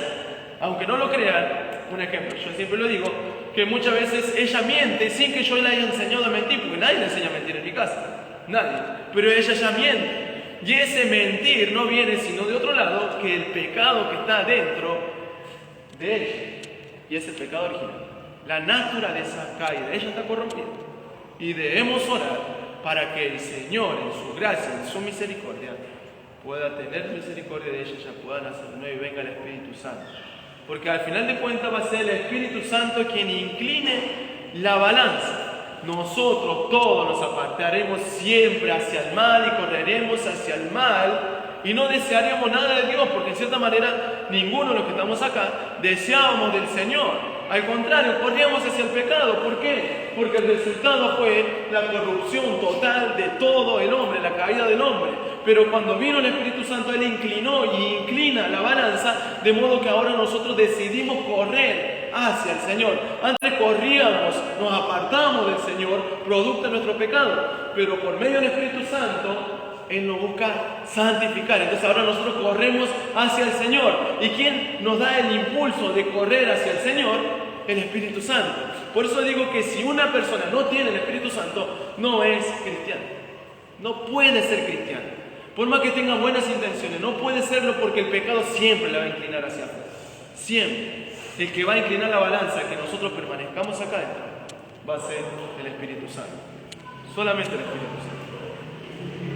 Ahora, en la confesión de Westminster hay una manera o una explicación similar a lo que nos dicen las Escrituras, y dice: nuestros primeros padres, habiendo sido seducidos por la sutileza y la tentación de Satanás, pecaron al comer la fruta prohibida de Dios. De acuerdo con su sabio y santo consejo, permitió su pecado, habiendo decidido ordenarlo para su propia gloria.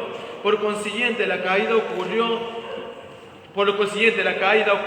Los resultados, sin embargo, alcanzaron mucho más que a Adán y a Eva. No solo alcanzaron a toda la humanidad, sino que diezmaron a la humanidad. Somos pecadores en Adán. Nos corresponde preguntarnos cuándo se convierte una persona en un pecador. Porque la verdad es que los seres humanos nacen en este estado. No es que nosotros nos convertimos en pecadores, nacemos siendo pecadores. No es que tú te conviertes en un pecador, no. Nacemos siendo pecadores. Nacemos en un estado de pecaminosidad. Son vistos por Dios como pecadores por estar unidos a Adán y a Eva, al primer hombre y a la primera mujer. La confesión de Westminster nuevamente expresa elegantemente los resultados de la caída, en particular en su relación con los seres humanos. ¿Y cuál fue el resultado de esta caída? La corrupción total de toda la humanidad. Por este pecado cayeron de su estado original de justicia y comunión con Dios. De modo que, ¿qué pasó con el pecado? Nos separó de Dios. Antes el hombre caminaba con Dios, hablaba con Dios, estaba en el huerto con Dios. ¿Y qué trajo el pecado? La expulsión. Éramos enemigos de Dios. Si no fuera por la reconciliación de Cristo, nosotros seguiríamos siendo enemigos de Dios. ¿Y quién espera a los enemigos de Dios? El infierno, la justicia, la muerte. La Biblia dice que por el pecado entró la muerte, y la muerte pasó a todos los hombres por cuanto todos los hombres pecaron. Ahora, en la Biblia nos enseña que se corrompió fue las facultades en el alma y en el cuerpo. Fue la facultad en el alma y en el cuerpo. Dentro de nosotros, como seres racionales, tenemos el libre albedrío. No voy a tocar el libre albedrío de cierta manera, pero tenemos la capacidad de decidir. ¿Qué se perdió en el huerto del Edén, producto del pecado? La capacidad de elegir lo recto. Tenemos la capacidad de elegir, pero al estar inclinados hacia el mal por causa del pecado, siempre fuera del Señor elegimos lo que es pecado. Pero ¿qué se corrompió? La facultad de elegir lo recto, lo santo, lo puro ante Dios. Ahora, ¿quién nos está devolviendo esa facultad de elegir lo recto, lo santo y lo puro? El Espíritu Santo. El Espíritu Santo, por medio de la santificación progresiva que hace en nosotros. Para ir terminando esto, en la Biblia nos enseña que estamos inclinados hacia el mal. Y es donde proceden todas las transgresiones presentes. En esta última frase que vamos a decir, es que somos pecadores no porque pequemos, sino que pecamos porque somos pecadores. somos pecadores no porque pequemos, sino que pecamos porque somos pecadores. Pecamos porque somos pecadores.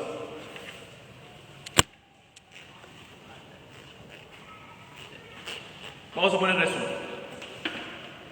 Entonces, ¿a qué se refería el pecado original? Se refería no principalmente al pecado, sino al resultado de dicho pecado.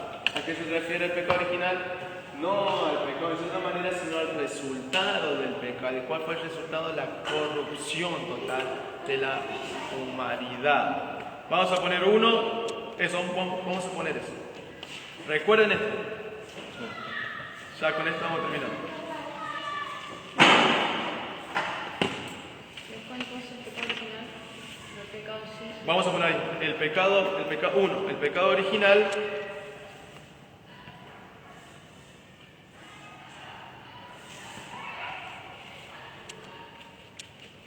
El pecado original no se refiere principalmente al primer pecado.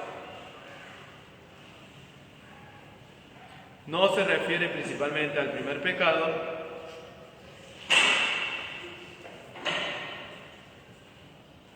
no se refiere principalmente al primer pecado, sino al resultado de dicho pecado. Sino al resultado de dicho pecado.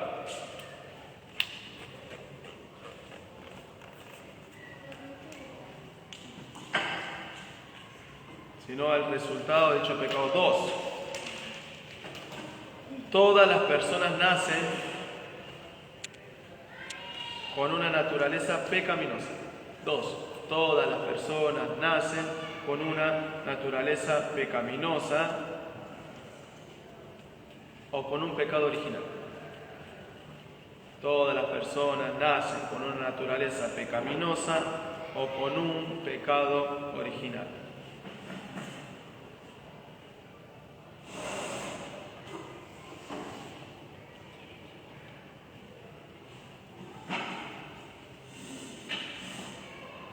Y el último, todos pecamos porque somos pecadores por naturaleza. El último, todos pecamos porque somos pecadores por naturaleza.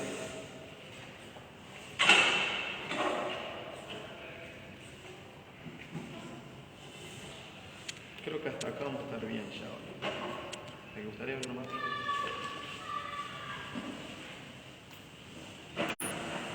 Todos pecamos porque somos pecadores por naturaleza.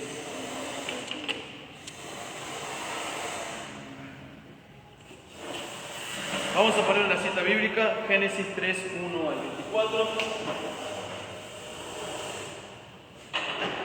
Génesis 3, 1 al 24.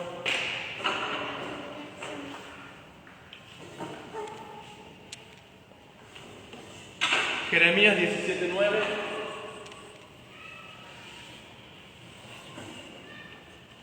Jeremías 17, 9.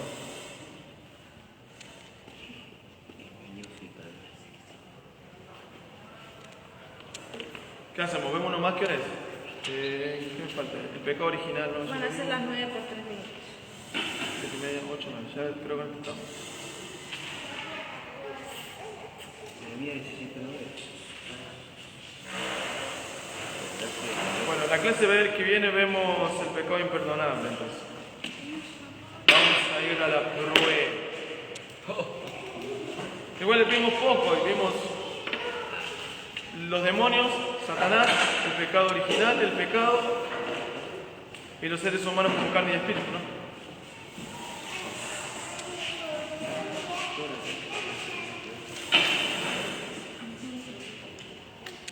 ¿Quiere que repasemos el resumen? Repasemos rápido, de atrás para adelante. Pusimos el pecado original, no se refiere principalmente al primer pecado, sino al resultado de dicho pecado. Todas las personas nacen con una naturaleza pecaminosa, con un pecado original, y todos pecamos porque somos pecadores por naturaleza, ¿no? ¿Listo? Vimos acerca del pecado, todos los seres humanos son pecadores, Y vimos tres dimensiones acerca del pecado.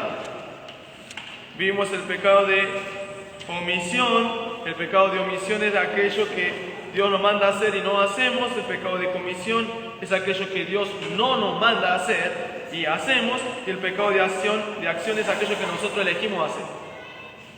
Elegimos hacer, Dios nos manda a no hacer, y aquello que Dios nos manda a hacer. 3. Omisión, comisión y acción. Luego estuvimos viendo acerca de los demonios. ¿Qué pusimos acerca de los demonios? Los cristianos no pueden ser poseídos. ¿Por qué no pueden ser poseídos los demonios? Los cristianos. Al Espíritu Santo. Bien, porque tenemos al Espíritu Santo. Y cuando decimos que una persona es cristiana, ¿por qué es cristiana? Porque tiene al Espíritu Santo. Hablamos mucho sobre los demonios, pero no vamos a poner todo. Hablamos que los demonios están guardados en prisiones eternas. Estuvimos hablando que se los denomina como los gobernantes o las huestes espirituales de maldad. Trabajan en intento de disfrutar el plan de Dios, intentan destruir, engañar. También vimos que atacan a los cristianos. Vimos que los demonios tenían fuerza y tenían conocimiento. ¿Qué pueden hacer los demonios? Bien.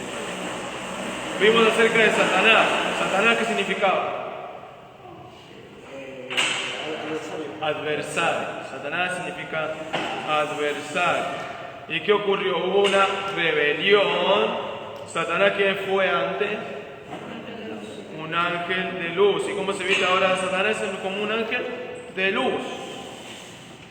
En la Biblia también nos enseñaba que se convirtió en un líder, que es un acusador. Satanás también nos enseña que él propaga el mal, él tienta, engaña al mundo. Y también podemos ver que detrás de una enfermedad había una atadura. Lo vimos, ¿no?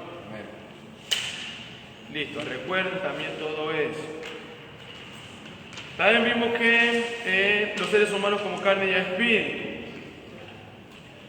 ¿Qué significaba? ¿Cuál vimos? Vimos que el Espíritu Santo habita en todos los creyentes. Y vimos que la lucha entre la carne y el espíritu no es un conflicto entre el cuerpo y el alma, sino un conflicto entre ¿qué? Entre la naturaleza de pecado caída, o sea, la vieja persona, y nuestra naturaleza regenerada, la nueva persona. Entonces, ¿cuál es la lucha entre la carne y el espíritu? Y el espíritu es un conflicto entre ¿qué? ¿Entre qué? Y el viejo hombre. Claro, no es entre cierta manera singularmente entre el cuerpo y el alma, sino que el conflicto es entre la persona caída, la vieja persona, y la persona regenerada, la nueva persona. ¿Cuál es el conflicto? Entre la persona caída, o sea, la vieja persona, y cuál es entre qué? Entre la persona nueva o la persona regenerada. Ese es el conflicto, recuérdenlo bien. ¿Cuál era el conflicto?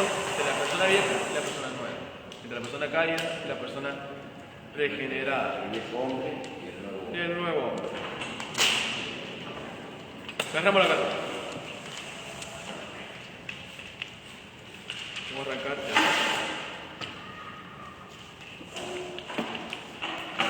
Vamos a poner uno. Describa las tres dimensiones. Describa las tres dimensiones del pecado. Describa las tres dimensiones del pecado. 2.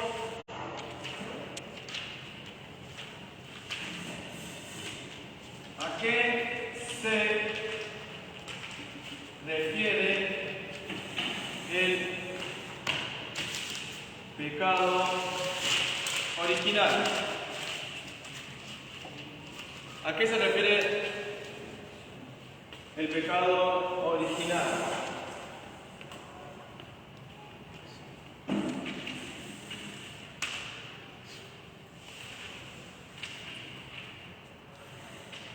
¿A qué se refiere el pecado original? los demonios.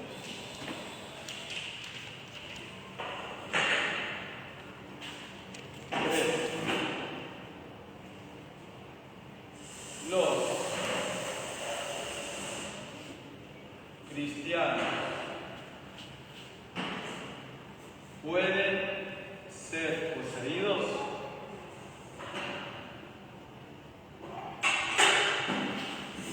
¿Por qué?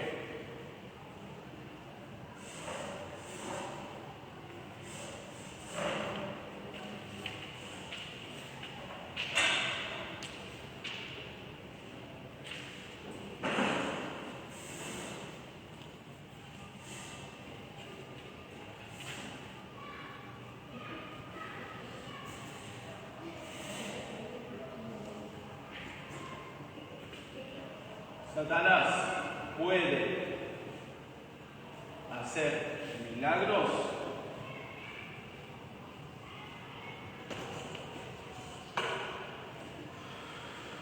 de qué se viste.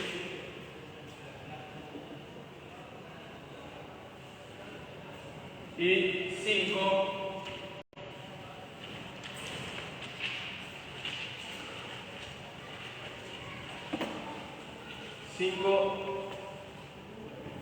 La lucha entre la carne y el espíritu. Y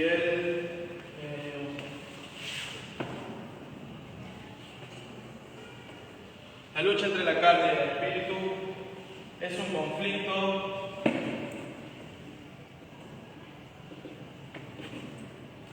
entre, usted tiene que llenar acá, y tiene que llenar ahí. A ver si se ve acá. En las 5 se ve. Sí, se ve. Bueno, describa las 3 dimensiones del pecado. ¿A qué se refiere el pecado original? Los cristianos pueden ser poseídos. ¿Por qué? Satanás puede hacer milagros. ¿De qué se viste? Y la última, la lucha entre la carne y el espíritu es un conflicto entre. Usted tiene que acá llenar y tiene que seguir llenando. Bueno, a los que están viendo el video, acá ya les corto la transmisión. Espero que después me pasen las pruebas. Mándenme la foto al mensaje. Bueno, los que pudieron ver el vivo y se pudieron conectar ahora, si no, lo voy a estar subiendo a mi página en Facebook o en YouTube, también lo van a poder encontrar. Recuerden que me tienen que mandar las pruebas, todas las pruebas sí las puedo corregir. Así que bueno, hasta acá ha sido el video.